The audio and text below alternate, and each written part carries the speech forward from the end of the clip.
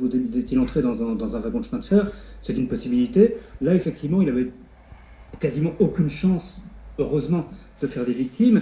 Ce qu'on peut aussi voir quand on voit l'explosion elle-même, c'est que manifestement, l'explosif n'est probablement pas très puissant, ou en tout cas en assez faible quantité. On est très loin des charges qui ont été utilisées, par exemple, à Bruxelles Nationale, le 22 mars. ou le 22 mars, ou dans le métro. Peut-être aussi une charge défectueuse. Et là, c'est intéressant, je crois. On voit que l'État islamique aujourd'hui n'est plus en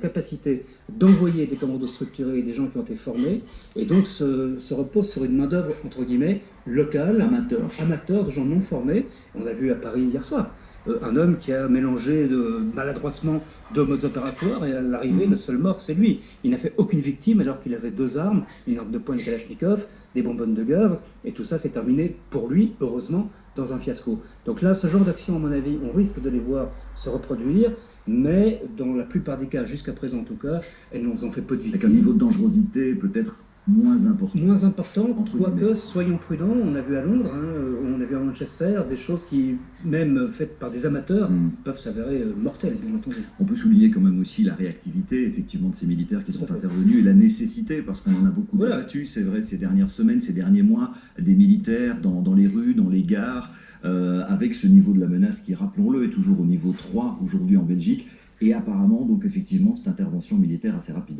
Oui, là, je pense que c'est une démonstration, s'il en fallait une, que l'idée de retirer l'armée des rues n'est pas